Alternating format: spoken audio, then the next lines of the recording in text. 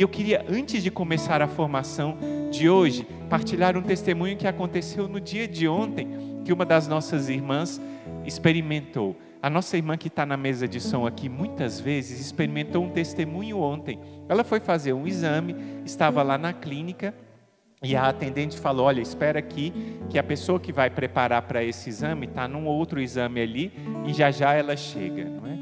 E aí, depois, ela estava lá esperando, depois de um tempo chegou essa pessoa, olhou para ela e perguntou, de onde você é? E ela ainda não é irmã com hábito, ela usa um escapulário de postulante, não é? E aí ela perguntou, de onde você é? E ela disse, eu sou do Instituto Hesed. E ela começou a chorar.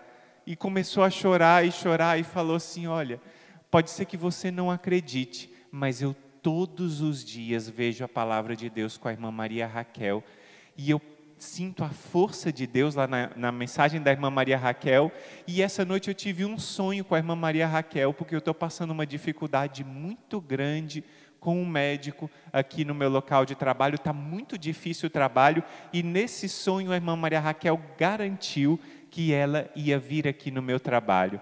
E a irmã Maria Raquel não veio, mas veio você, que é do Instituto da irmã Maria Raquel, e eu sei que Deus está me abençoando, e ela chorava de novo, e a gente percebe, não é? Como Deus vai dando sinais na nossa vida, como Deus vai mostrando, a gente tem que estar atento, por isso que eu falei na nossa última série do Anjo da Guarda, atento ao Anjo da Guarda, tudo aquilo que Ele tem falado conosco, tudo aquilo que Ele tem dito, como tem sido fantástico. Então, a gente saber que Deus está no controle e a gente confia nele. Recebe então essa formação no nosso segundo dia da nossa série. Nós estamos estudando o Salmo 22, o Salmo do Bom Pastor, sabendo da providência de Deus. Eu preparei aqui a formação para a gente ir acompanhando, porque é muito importante a gente estar firmado na palavra de Deus. Versículo 1, a nossa irmã Maria Helena já está ali anotando no seu caderno de formação, você também anota aí no seu caderno, Salmo 22, capítulo 1, o Senhor é meu pastor, nada me faltará. Eu prometi que ia estudar com calma cada versículo com você. Vamos lá, o primeiro versículo, nós estamos falando aqui de um pastor de ovelhas, que vai nos ensinar e vai ter cuidado conosco. A gente precisa lembrar que na época de Jesus, e na época antes de Jesus, quando esse salmo foi escrito pelo rei Davi, o reino de Israel era conhecido como um reino de pastores.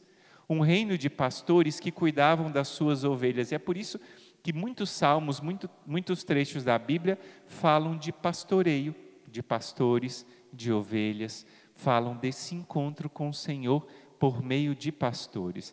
E ele compara cada um de nós com as ovelhas, porque as ovelhas são animais meio tapadinhos. Vamos falar isso, né? São animais, como diz aqui no nosso Ceará, meio abestados, meio bobos assim, eles não sabem direito muitas coisas e eles se colocam no perigo. Quando eu cheguei aqui no nosso Instituto Hesed, há quantos anos, irmã Maria Helena?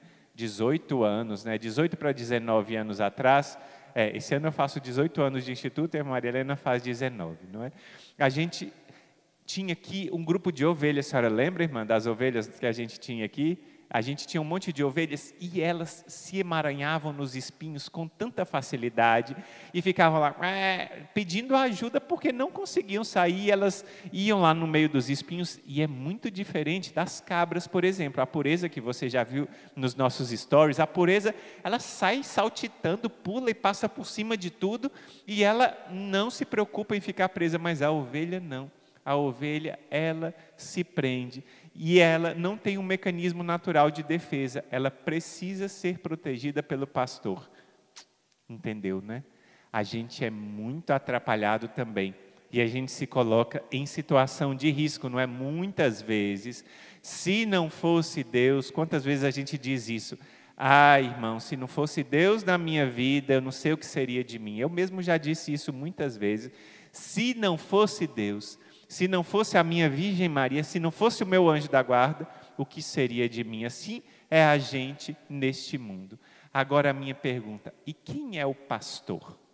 Ah, irmão, o pastor é aquele que está na igreja evangélica, o pastor é o padre? Claro, eles são imagens de um pastor. O meu pastor é o senhor, irmão Emanuel Maria? Não, eu sou somente um instrumento de Deus muito pobre e fraco. O nosso pastor é o próprio Senhor Deus, nosso Pai.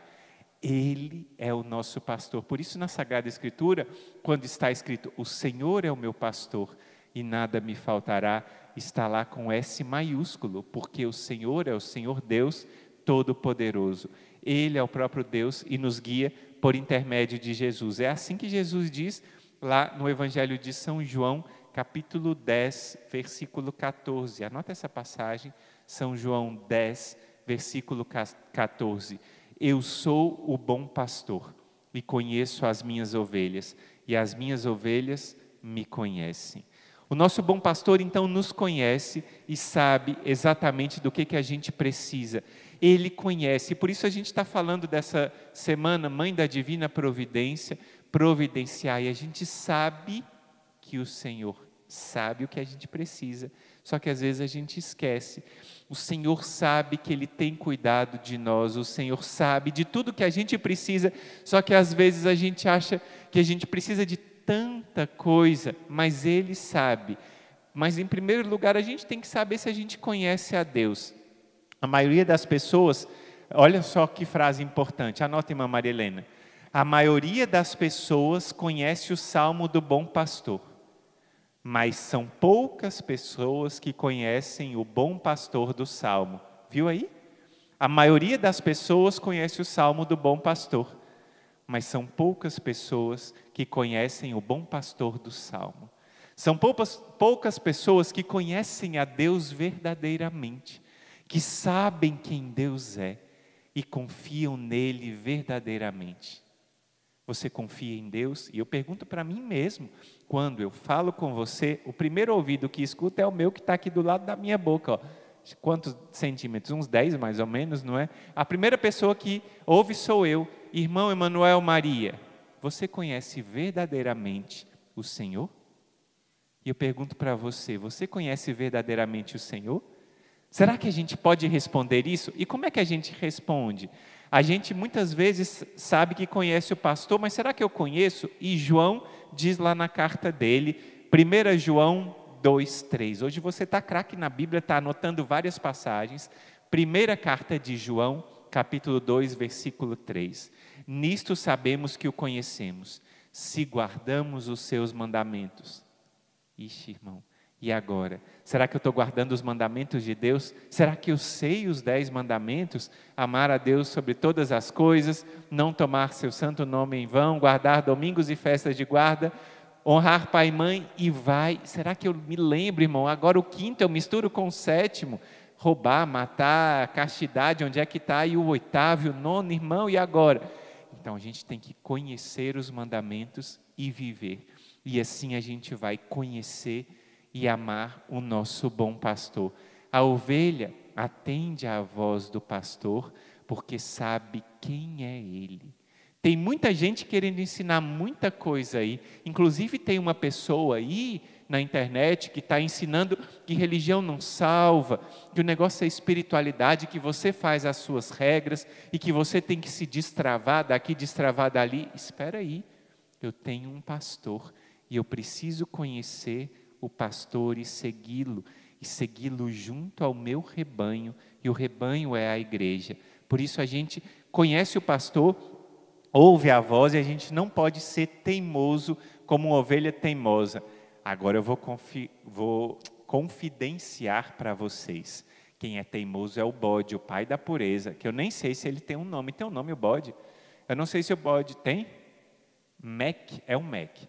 Pois o Mec, que é esse bode, ele é muito teimoso. Os irmãos que arrastam o Mec, ele fica batendo na perna dos irmãos, ele para, ele empaca, ele berra, ele dá cabeçada. Ele é muito difícil, o Mec. Então, ele é teimoso. E a gente não pode ser uma ovelha teimosa, mas nós devemos ser ovelhas e cordeiros dóceis, e não ser como aquele bode. Aquele bode dá trabalho para os irmãos, para poder levarem para o curral, voltarem para cá, dá bastante trabalho. Então a gente tem que ter essa docilidade. Essa é a primeira parte do versículo. Mas a segunda parte que é importantíssimo: o Senhor é meu pastor, nada me faltará. Nada me faltará. Só que muitas vezes as pessoas que acabam ouvindo esse negócio de teologia da prosperidade, falam assim: nada vai me faltar, então o Senhor vai me dar todas as coisas que eu preciso, vai me dar aquele celular que eu quero, vai me dar aquela casa com piscina, vai me dar aquilo, isso e aquilo. O Salmo não está dizendo isso. Presta atenção, porque essa informação é muito importante. Nada me faltará, no original hebraico, é como se dissesse: aquele que é tudo não vai me faltar.